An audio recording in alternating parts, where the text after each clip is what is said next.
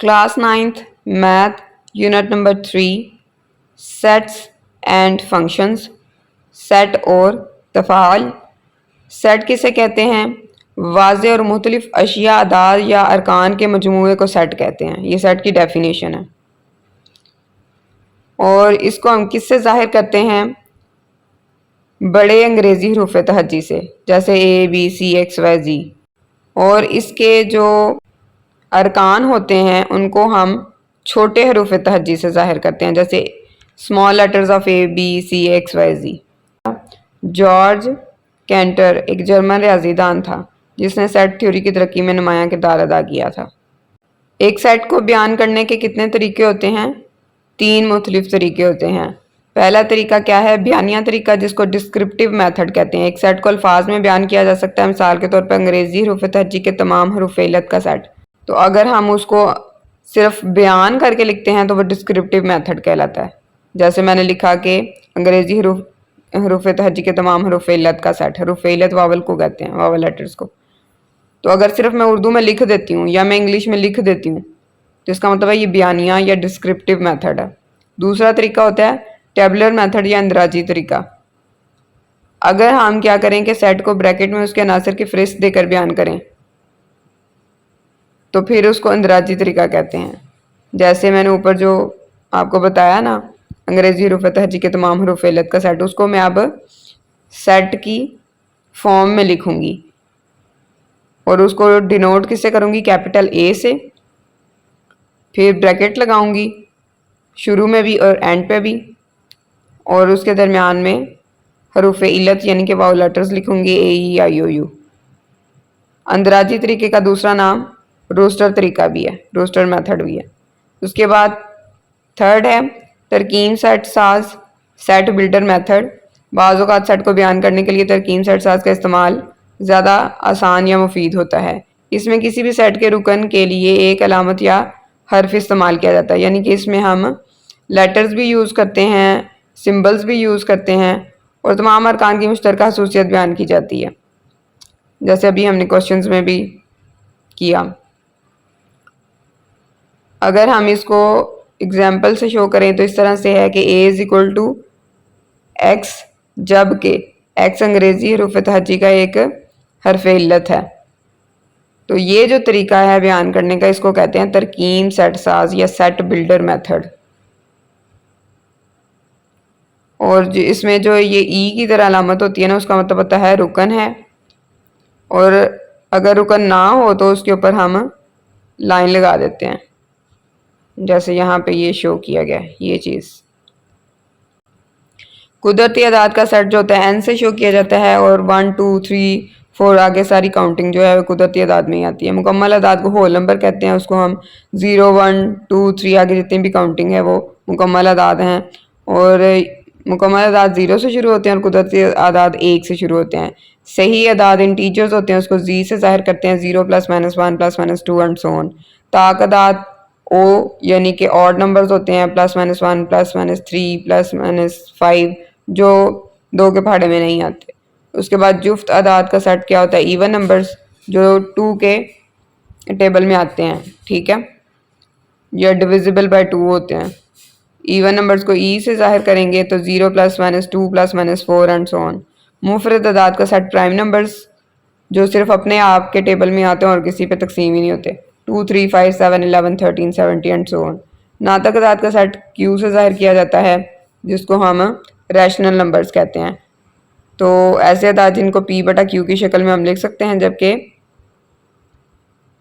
q belong to z हो और q is not equal to 0 हो। गैर नातक q कम्प्लीमेंट होता है, और इसको हम ऐसे अदाद इसमें हम शामिल करते हैं जिसको p/q की शक्ल में नहीं लिखा जा सकता।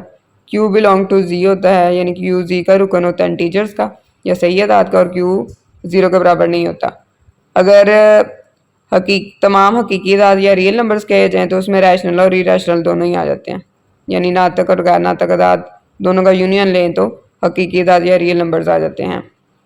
अगर कोई ऐसा सेट है जिसमें सिर्फ एक ही रुकन है तो वो यक रुकनी सेट कहलाता है। मिसाल के तौर पे अगर एक सेट है उसमें एक रुकन है 3 या ए या हफ्ता लिखा हुआ है, तो वो यक रुकनी सेट है। वो सेट जिसमें कोई रुकन ना हो यानी अरकान के साथ सिफर और खाली सेट कहलाता है। खाली सेट को हम फाई की लामत से भी जाहिर कर सकते हैं और खाली सेट भी लिख सकते हैं। सेट 0 एक यक रुकनी सेट है जिसमें सिर्फ सिफर बतौर वाहिद रुकन मौजूद है और ये खाली सेट नहीं है। यानी कि अगर हमें वैल्यू 0 जो है वो गिवन होती है सेट की फॉर्म में, तो इसका मतलब ये नहीं है कि हम उसको खाली कहेंगे। खाली का मतलब खाली है कि उसमें कुछ भी नहीं होना चाहिए, फिर 0 भी नहीं होना चाहिए।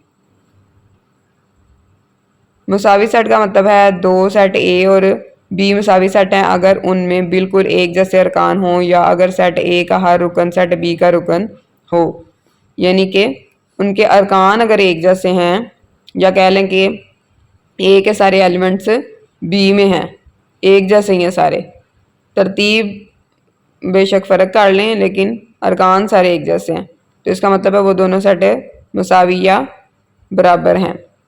ए इज़ इक्वल टू बी, हम इस तरह से इसको लिख सकते हैं।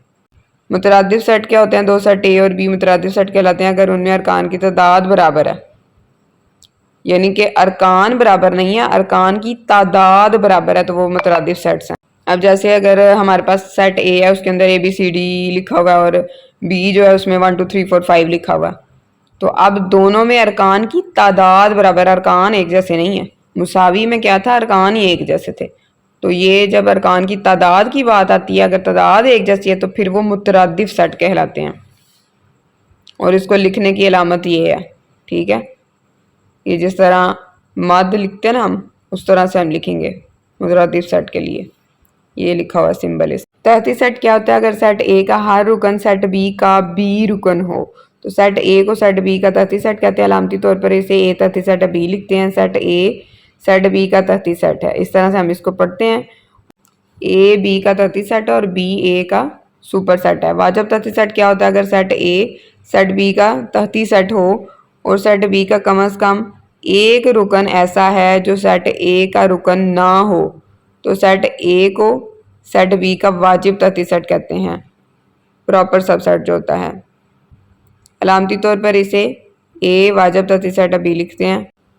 गैर वाजिब तहती सेट क्या होता है? अगर सेट ए सेट बी का तहती सेट हो और ए बराबर हो बी के, यानी कि ए के सारे अरकान बी में हैं और बी के भी सारे अरकान सेम ही हैं, तो हम क्या कह सकते हैं कि सेट ए सेट बी का गैर वाजिब तहती सेट है।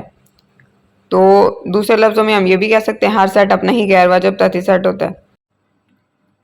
मिसाल के तौर पर ए में है ABC, बी में अरकान है CAB, तो ये दोनों एक जैसे हैं, इक्वल हैं, तो ए और बी एक दूसरे के गैर वाजिब तहती सेट हैं। यूनिवर्सल सेट ऐसा सेट जिसमें ज़ेरे गौर तमाम अशिया या अरकान शामिल हों, यानी इस सेट के अंदर तमाम अरकान शामिल होंगे। इसे यूनिवर्सल सेट भी कहते हैं, कायनाती सेट भी कहते हैं, और इसे ज़ाहिर करने के लिए यू इस्तेमाल किया जाता है, कैपिटल यू।